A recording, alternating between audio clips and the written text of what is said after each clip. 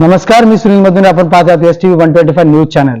आज आपण आहोत देगलूर येथे श्री स्वामी समर्थ मंदिर केंद्रामध्ये आणि या ठिकाणी आहेत आपल्यासोबत मंदिराचे व्यवस्थापक, पुजारी, ज्यांनी हा मंदिर सुरू करण्यासाठी खूप सारे कष्ट केलेत, प्रयत्न केलेत आणि मंदिर इथे उभा राहिलेलं आहे. आणि स्वामी समर्थाचा जो काही महिमा आहे आपण त्याच्याकडनं जाणून घेऊया. ते एक माजी सैनिक सुद्धा आहेत आणि माजी सैनिक असताना सुद्धा त्यांना एवढं ज्ञान कसं अवगत झालं, आज ते इथपर्यंत कसे आलेत आणि आपण कल्पनेच्या पलीकडे म्हणू शकतो की त्यांच्याकडं या सगळ्या गोष्टीचं नॉलेज आहे.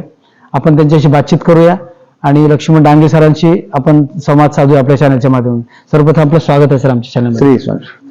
तर सर्वप्रथम मला असं सांगा की हे इथले जे मंदिर आहे, मंदिर सुरुवात कधी झाली मंदिराची?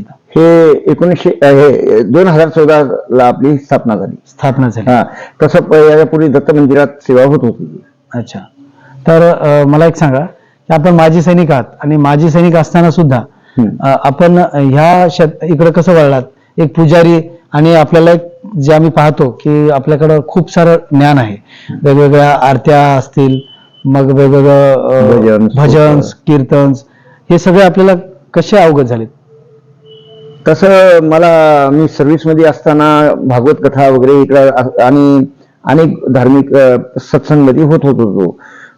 त्यामुळे मग मी निर्व्यसनी वगैरे हे सगळं राहिलं आणि मला जीवनात काहीतरी जे खडतर प्रवासामध्ये काही मला पुढे वाट समजून गेली होती. त्यावेळेला मला स्वामी समर्थ नाव सुद्धा नाव माहीत नव्हतं. हालाकी मी अध्यात्मामध्ये खूप मला माहिती होतं, पण मग माझ्या जीवनात स्वामी समर्थ हे नाव आलं आणि हे दिंडोरी पंडितनं उभा केलेलं जे प्रचार वगैरे त्याच्या माध्यमातून मला कळालं. आणि स्वामी समर्थ सेवेला मी लागल्यामुळे मला जीवनात काही अनुभव उतरले.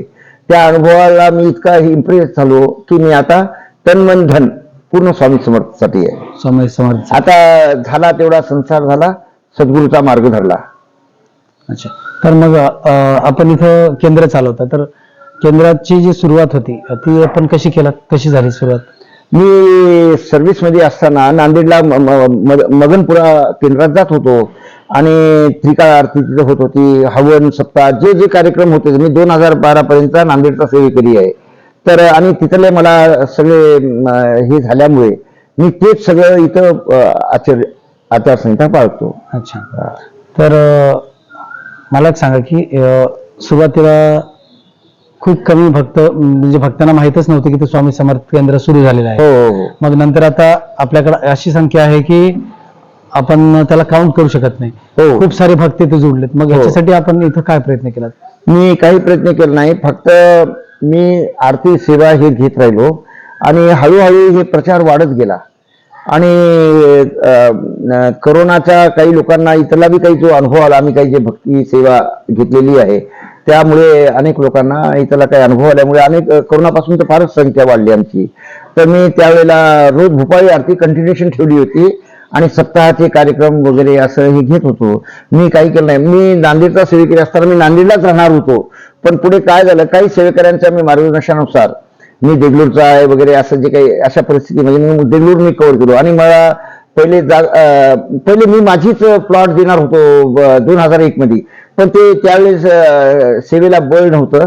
मग आता मी आल्यानंतर मग मला नांदेडच्या सेवेकरांनी असं जे मार्गदर्शन केल्यामुळे मग इथं गेल्या. मग आम्हाला हे जागा मिळवण्यात महाराजांची कृपा झाली आणि काही कॉलनीवाल्यांची बी कृपा झालेली आहे आणि काही कॉलनीच्या समर्थनानुसार आम्ही जे हे इथं बसलो आणि ही सेवा चालू झाली.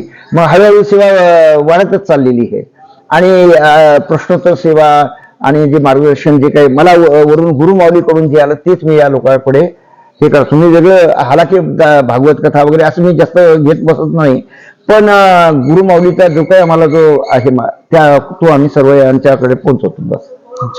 आणि नांदेडची बी प्रश्नोत्तर सेवेसाठी येत असते महिन्याला एकदा. स्वामी समर्थाचा जो महिमा खूप मोठा आहे, तर आपल्याला महिम्याचा काय अनुभव आलाय का आपल्याला? अनुभव आला म्हणूनच मी तन धन या सेवेसाठी आहे. आणि आता कुटुंबाचं कर्तव्य सगळे झालेले आहेत माझे आणि ते आपल्या आपल्या पर्यायानं आपल्या आपल्या मार्गाने आहेत. आणि म्हणून मी आता फ्री आहे. समजा महाराजांनी मला वेळ दिलेला आहे, त्या वेळेचा मी सदुपयोग असा करत असतो. तर आपल्याला जे खूप सारे भजन वगैरे आहेत, तर आपण काय त्याचा काही विशेष अभ्यास करता का आपल्याला काही आपल्याला ज्ञान आलेलं आहे त्याचं?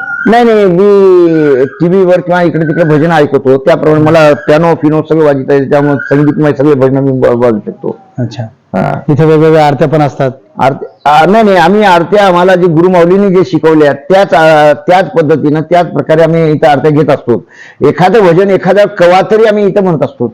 आणि अच्छा. तर स्वामी समर्थाच्या खूप साऱ्या लोकांना खूप सारा अनुभव आलेला आहे. आणि तर ते अनुभव आपण आमच्या प्रेक्षकांपर्यंत शेअर करा की कुठले कुठले अनुभव आहेत. आता सेवा केल्यानं मेवा जरूर येत असतो. तर असे मी काही प्रसंग आहेत, मला त्यांचे आशीर्वाद लावायलेत, मला त्यांनी मला हे धन्यवाद करायलेत. तर ते काही जणाला लग्नच जुळले नाहीत, तर काही आपल्या गुरुमाऊलीने जे आम्हाला मार्गदर्शन दिलं त्या मार्गदर्शनाप्रमाणे मी सेवा सांगितलेली आहे. पुन्हा काही जणाला संतान होईन गेली होती, ते आमच्याकडे संतान होण्याची सुद्धा गुरुमाऊलीकडून आम्हाला सेवा जी माहीत आली तेच आम्ही सांगली. आणि आम्ही दिंडोरीपणे सेवेमुळे आम्ही सगळं जे लोक प्रत्येकाला मार्गदर्शन करतो. नांदेडचे बी लोक येतात, काही त्यांनी बी सांगतात, काही आम्ही बी सांगतो. आणि एक गोष्ट आहे, भाव आणि विश्वास तिथे नक्की आपल्याला फलश्रुती आहे. विज्ञानवाद आणि देववाद हा दोन एक वेगवेगळे पार्ट्स आहेत. काही लोक विज्ञानाला मानतात, काही लोक देवाला मानत नाहीत. तर अशा परिस्थितीमध्ये देवाकडे कल कसा असेल आणि विज्ञानाकडे कल कसा असेल, आपण काय सांगाल त्याच्याविषयी? तर देवाकडे ज्याचा कल आहे, हे मनुष्य जन्म पुन्हा मिळणार नाही. हे संसारातल्या गोष्टी, संसार सगळ्यालाच लागला, जनावराला सुद्धा लागलेला आहे. पण या मनुष्य योनीमध्ये जे आपण भक्ती आणि विश्वास, जे ईश्वराच्या निकट जाण्याचे जे पर्याय आहे, ते या मनुष्य योनीतच आहे. त्यामुळे भक्तीवर माझा जोर जास्त आहे. तर स्वामी समर्थांबद्दल आपण काय सांगू शकाल? स्वामी समर्थ हे नाव मला माहिती नव्हतं, पण एक गोष्ट आहे, 2000 पासून मी या सेवेत आहे. 2000 थोडं पहिले थोडं माहीत झालं. आणि तर या सेवेत आल्यामुळे मला काही अनुभव आलेले आहेत, ज्याच्यामुळे मी स्वतःला स्थिर करू शकलो. संसारातल्या चुरके, संसारातल्या ह्या सगळ्या गोष्टी त्या सगळ्या विसरत चाललो आणि महाराजाचा होऊन चाललो. आणि जे मला अनुभव आलेले आहेत या स्वामी समर्थ सेवेमुळे, ते इतरांना मी ज्यांचं कल्याण व्हावं आणि ह्यासाठी भक्ती आणि माझा विश्वास मला साथ देत असतो. तर इथं कुठल्या कुठल्या प्रकारचं म्हणजे आरती कधी कधी होते इथं, याचं काही? तर आतापर्यंत आमची जे आहे देगलूरमध्ये दत्त मंदिरात जी आरती होती मी येण्याच्या पूर्वी, तर गुरुवारी फक्त एकच आरती होत होती संध्याकाळची. मग काय झालं, मी आल्यापासून मग गुरुवारची तर आरती घेतल्यापासून मग रोज भूपाळी आरती, कारण आतापर्यंत ते स्वतःच्या जागेत नव्हते. आता महाराज स्थायी झालेत ह्या जागेमध्ये, आणि ह्या जागेत स्थायी झाल्यामुळे महाराज दिवात दीप लावेपर्यंत आम्ही भूपाळी आरती करूनच जात असतो इथून. आणि सोमवार गुरुवार संध्याकाळची आरती मुद्दाम घेत असतो. आणि संध्याकाळची आरती सगळेजण फुरसुदीने येतात आणि सकाळी भूपाळी आरतीला सगळेच येतात. त्याशिवाय मग मी अमावस्येला हवनयुक्त सेवा घेत असतो. पुन्हा आमचे सप्ताहाचे आम्ही नांदेडला जे करतो ते सगळे सप्ताह हवनयुक्त सेवा, प्रहर सेवा, हे सुद्धा प्रहर सेवा आम्ही काही वर्षापासून काढलो. कोरोनाच्या पहिले आमचं प्रचलित एवढं नव्हतं. मग कोरोनानंतर आम्ही हे प्रहर सेवा बी घेतली, पारायण सेवा घेतो. पुन्हा वेगवेगळे पाठ ज्याचे त्याने आपले आपले पारायण करते. तर आम्ही असं पाहतो आपल्याला की आपण कुठलंही जो आहे वस्त्र महाराज म्हणून बिलकुल वापरत नाही, कशाही कपड्यावर आपण भक्ती करता. याचं काय रहस्य आहे? तसं मी वस्त्राच्या स्वरूपात आतापर्यंत स्वतःला हे केलं नाही, कारण मी काय आहे, सेवेकरी आहे आणि बस असं एवढंच समजतो. बस मनाचे तर वस्त्र शुद्ध झाले, बस झाले. आणि तितकं आमच्या याच्या केंद्रामध्ये आम्ही काही दुसऱ्या विभागाच्यासाठी बी काम करतो, त्यामुळे आम्ही साध्या कपड्यामध्ये राहतो. पण विशेष वेळेला एखादं आम्ही सवळं वापरतो, ते तुम्ही जे जसं म्हणाल तसं धार्मिक स्थितीमध्ये राहतो. एखादं विशेष वेळेला षोडशोपचार पूजा, एखादा पंचोपचार पूजा, किंवा अजून आम्ही पारायण करताना असं आम्ही राहत असतो. तर स्वामी समर्थांच्या महिमाबद्दल आपण काय सांगाल?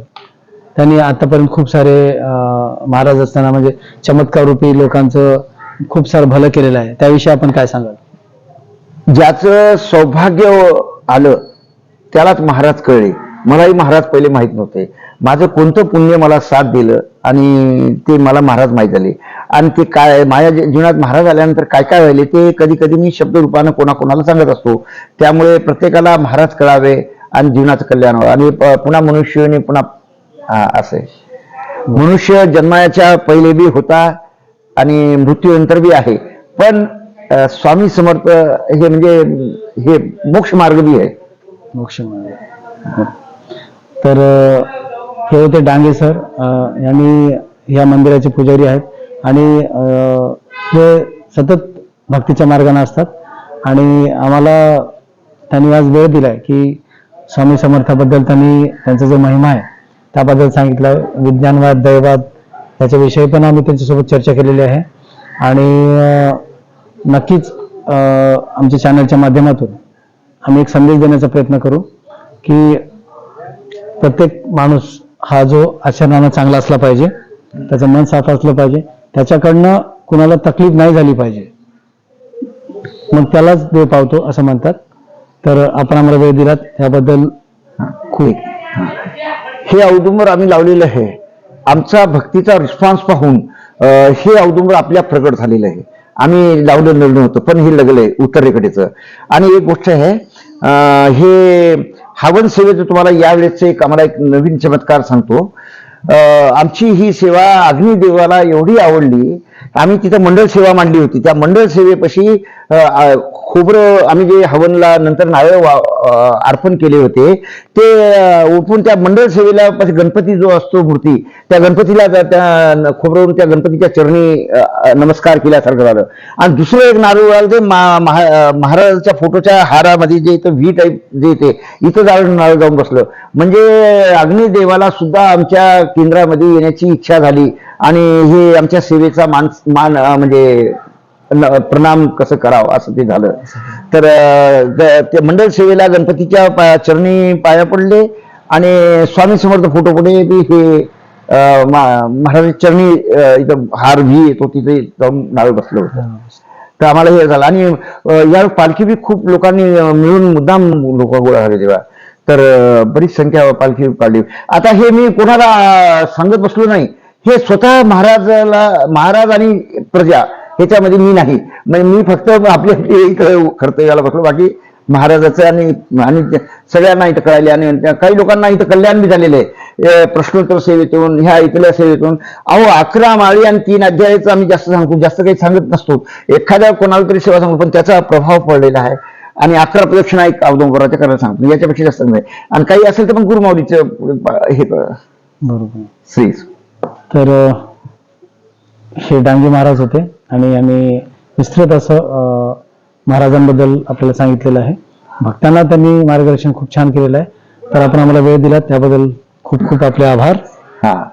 आपण केंद्रात आला त्याबद्दल आपले बी आभार. धन्यवाद. त्यात एक सांगतो, झाडे जरूर लावा, पाणी जरूर वाचवा, टॅक्स जरूर भरा, कचरा इकडे तिकडे टाकू नका. नाही. आमच्या चॅनलला लाईक करा, शेअर करा, सबस्क्राईब करा. धन्यवाद. धन्यवाद. श्री स्वामी समर्थ. श्री स्वामी समर्थ.